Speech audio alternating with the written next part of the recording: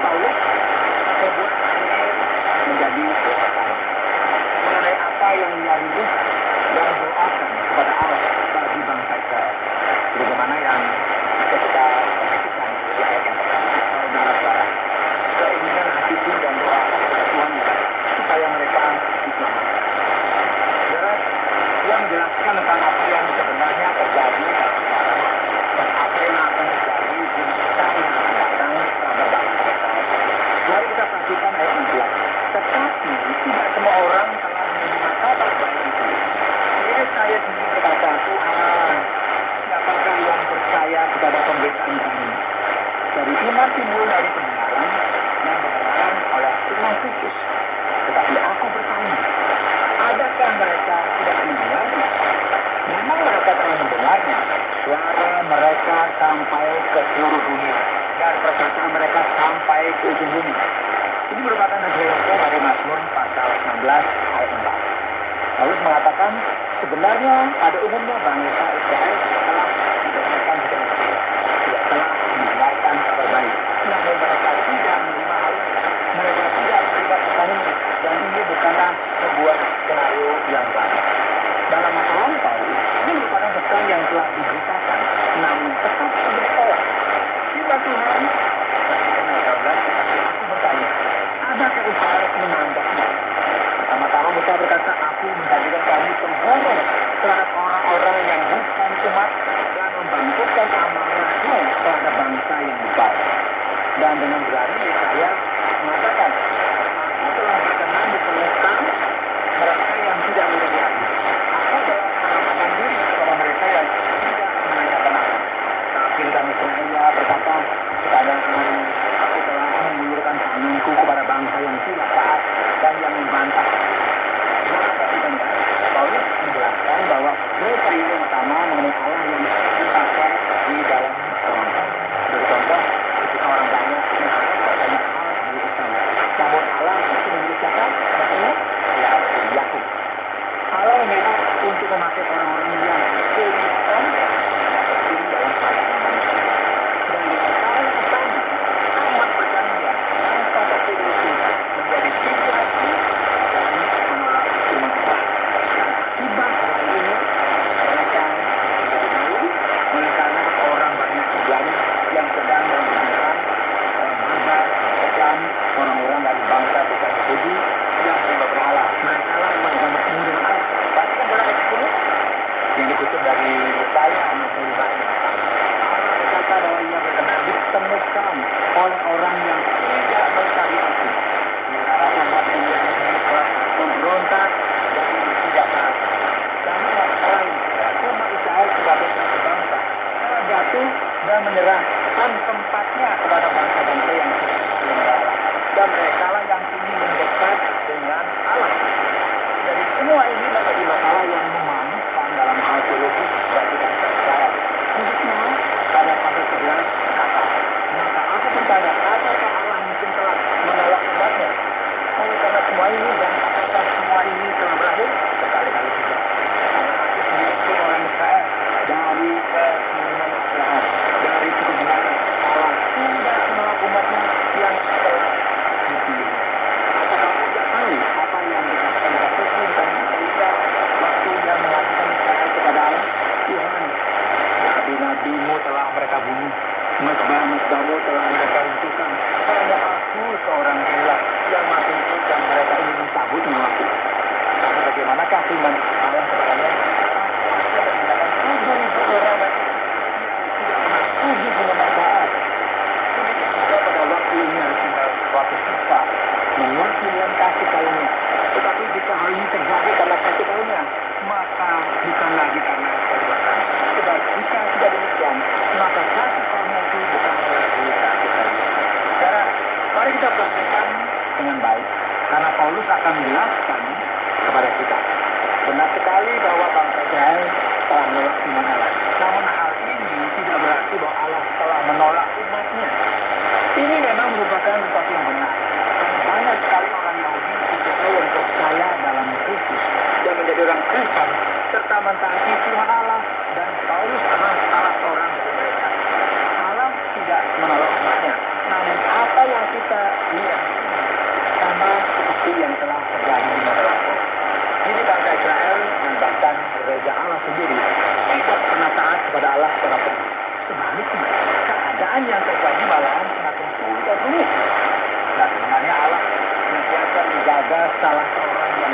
setia di hadapan Allah. Jadi, bagaimana? Apa yang akan terjadi jika ada orang Israel, orang Yahudi, dan orang-orang yang tidak melawan yang menjadi pesaing? Paulus menjawab, perhatikan ayat 11. Apa yang telah terjadi, akan terjadi.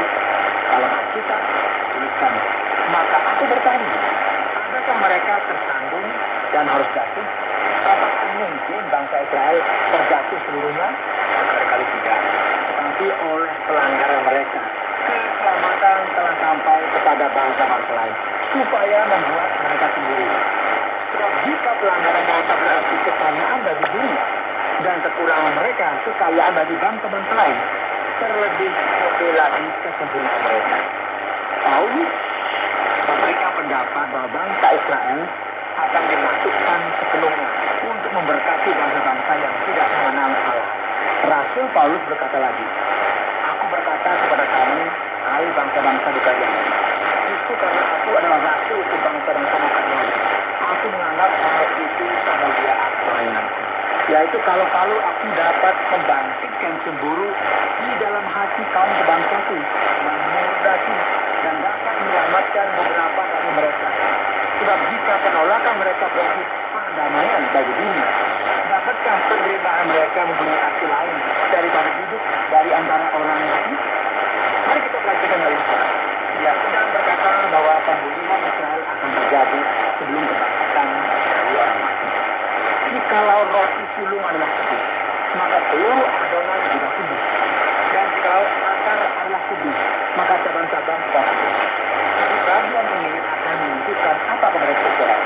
Bagian ini akan menunjukkan bahwa Israel merupakan fondasi dan bangsa bukan Yahudi akan muncul setelah itu. Berkat Allah akan diberikan kepada kita. Jika kegagalan Israel saja berarti berkat, apalagi pemilihan Israel yang akan berarti lebih banyak berarti berkat. Paulus kemudian memberikan kita nasihat Alkitabiah di sini.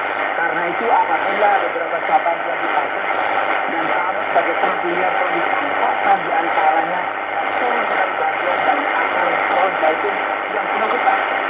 Janganlah kamu bermegah terhadap cabang-cabang itu. Jika kamu bermegah, ingatlah bahwa bukan kamu yang menopang akar itu, melainkan akar itu yang menopang kamu.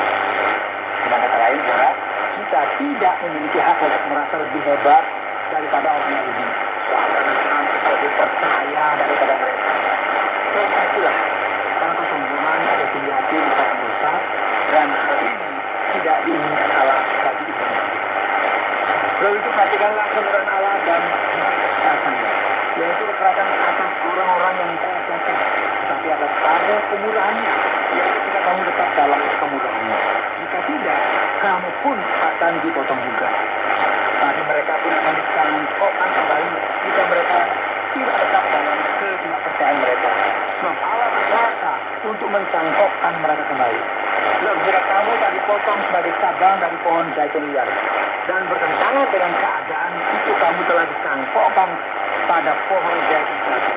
Terlebih lagi mereka ini yang menurut asal mereka akan dicangkokkan pada pohon zaitun mereka sendiri. Paulus berkata, kebenaran yang luar biasa ini adalah setiap hal yang terjadi dalam kehidupan kita adalah bagian dari rencana kedaulatan Allah. Allah tidak melihat Israel sebagai bangsa yang taat. Israel merupakan bangsa perselisihan yang senantiasa gagal. Allah senantiasa ada orang yang setia pada akhirnya. Bangsa ini jatuh. Namun ini merupakan tanda atas berkat, karena kan perjanjian ini dibuat oleh Allah supaya bangsa-bangsa di seluruh dunia bisa dijangkau. Jadi kita tidak lebih baik dari umat pilihan Allah sendiri. Yang pertama sekali mengikat janji dengan Allah. Inilah mengapa setiap bentuk kesombongan merupakan sesuatu yang dilarang dan harus ditolak sepenuhnya. Dan masih ada lagi, Allah memiliki berkat di masa depan yang dipersiapkan tidak hanya bagi bangsa bukan Yahudi, namun juga bagi bangsa Yahudi. Inilah mengapa dalam ayat 26 dituliskan, sebab saudara-saudara, supaya kamu jangan menganggap dirimu pandai. Aku mau agar kamu mengetahui rahasia ini. Sebagian dari Israel Israel telah menyebar sampai jumlah yang penuh dari bangsa-bangsa lain telah masuk. Dengan dalam demikian seluruh Israel akan diselamatkan. Seperti ada tertulis, dari Sion akan datang penebus. Ia akan menyingkirkan segala kefasikan daripada Yakub. Dan inilah perjanjianku dengan mereka apabila aku menghapuskan dosa mereka. Jadi berkat telah merupakan bagian dari janji kepada umat pilihan ini akan diberikan kepada semua orang. Dan Paulus juga sangat terharu dengan hal ini yang digerakkan oleh kuasa Allah. Di sepanjang sejarah Allah telah bekerja dalam kehidupan orang Yahudi. Dan berkat ini sampai juga kepada bangsa-bangsa bukan Yahudi. Dan Paulus kemudian merangkum bagian ini, yaitu bagian Roma pasal 1 sampai dengan 11 yang berbicara mengenai penghakiman, pembenaran, pengudusan, dan kuasa dan kedaulatan karya Allah yang sejarah yang melibatkan bangsa Yahudi dan Yunani dengan menyanyikan lagu himne dan pengagungan kepada karya Allah yang misterius dan mengagumkan ini sangat mungkin. Oh, misteri dari predestinasi, misteri dari kedaulatan karya Allah dalam sejarah umat Israel, umat pilihannya merupakan sesuatu yang menggerakkan Rasul Paulus untuk memberikan pengagungan kepada Allah. Paulus menyanyikan ini dan sesuai dengan apa yang ditulis dalam kitab Perjanjian Baru yang mengatakan, oh, alangkah dalamnya kekayaan, hikmat dan pengetahuan. Sungguh tak terselidiki keputusannya dan sungguh tak terkelami jalan-jalannya. Sebab siapakah yang mengetahui pikiran Tuhan? Atau siapakah yang pernah mengkaji penasihatnya? Atau siapakah yang pernah memberikan sesuatu kepadanya sehingga ia harus menggantikannya? Sebab segala sesuatu adalah dari Dia dan oleh Dia dan kepada Dia. Bagi Dia kemuliaan sampai selama-lamanya. Amin. Saudara, semua ini begitu indah dan sesuai. Jika kita memperhatikan bagaimana Allah membangun sejarah penebusan dengan cara yang bukan luar biasa. Dan cerita ini mudah sekali dijelaskan, dimengerti. Namun pada saat yang bersamaan, hal ini begitu serius. Inilah yang menggerakkan Paulus, karya Allah yang misterius, yang begitu luar biasa dan dalam. Dan tidak mungkin rasanya bagi kita bisa menolaknya atau mencoba menjelaskan semua detail dari hal ini. Bukan kita melakukan hal tersebut, yuk kita memuji Allah dan bersyukur untuk berkat-Nya yang luar biasa.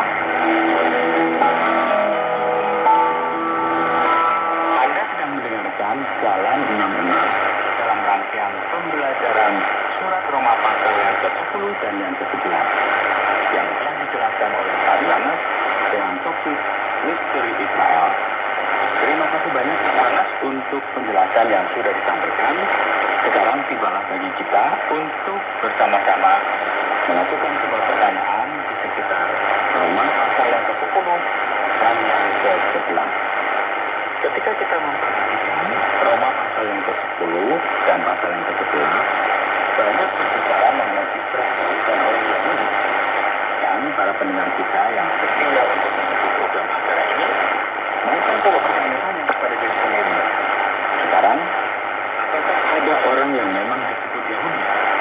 Apakah mereka ini merupakan suku yang elit dalam perjanjian lama benar-benar ada dan nyata? Bahkan sampai dengan hari ini, pada abad yang ke-20 ini. Ya, kita perlu memperhatikan hal yang begitu obvious, karena ini merupakan sesuatu yang sering disalah mengerti. Ketika kita berpikir tentang bangsa atau umat ini, kita sering sekali mengacu kepada sebuah etnik atau suku. Pemikiran semacam ini adalah pemikiran yang kita warisi dari Eropa. Namun orang Yahudi dalam perjanjian lama dan orang Israel, mereka ini sebenarnya bukan merupakan satu suku atau orang dari etnik yang spesifik. Dan ini benar, karena dari banyaknya orang Israel, ada orang-orang yang berasal dari kelompok lain, bangsa lain, dan orang dari tempat lain. Jadi sekarang ada juga yang sebagai identitas agama dan budaya. Jadi setiap orang yang merupakan bagian dari warisan Abraham dimasukkan ke dalam sebuah paket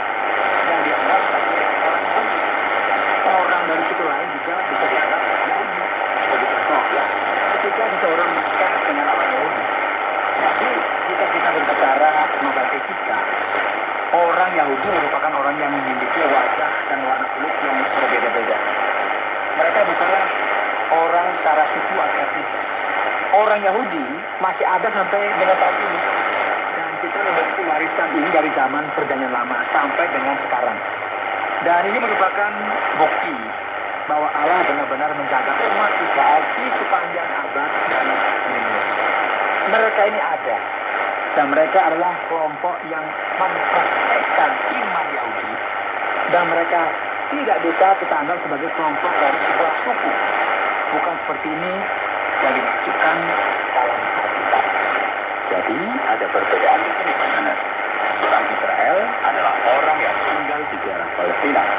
Sementara orang Yahudi adalah orang yang mempraktekkan iman Yahudi dari Perjanjian Lama. Penting sekali bagi kita memahami hal ini, jadi mari kita selidiki sedikit lagi. Kata Ibrani sebagai contoh merupakan referensi untuk orang-orang pada zaman para leluhur sebelum terbentuknya bangsa Israel. Bahasa yang mereka pakai adalah bahasa Ibrani. Dan kemudian kita melihat ada istilah orang Israel yang merupakan referensi dari orang Israel dalam Perjanjian Lama, yaitu mereka yang hidup di kerajaan utara yang merupakan musuh dari kerajaan Yehuda yang terletak di selatan. Setelah itu terjadilah penghancuran Yerusalem dan hanya suku Yehuda saja yang tersisa. Namun mereka dibawa ke pembuangan ke Babilonia. Kemudian dibebaskan. Orang-orang dari kerajaan utara dihancurkan.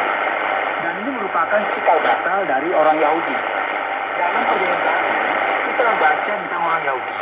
Dan sampai hari ini kita masih menyebut mereka demikian. Namun kini ada bangsa Israel. Setiap orang yang lahir di Israel dikenal sebagai orang Israel. Jadi memang ini merupakan sesuatu yang mungkin membedakan kita ya. Karena ada orang Yahudi, Yehuda, Ibrani, Israel, dan yang penting kita tidak mencampur adukan semuanya ini. Nah, tidak terlalu sulit. Dan sekarang bisakah Bapak menjelaskan mengapa banyak orang Yahudi yang menjadi Kristen, Pak? Ini merupakan pertanyaan yang menarik, Pak Oti. Yang pertama sekali, sebagaimana kita temukan dalam Perjanjian Baru, sebagian besar orang Yahudi menolak Injil. Dan ini merupakan bagian dari rencana Allah. Namun ini tidak berarti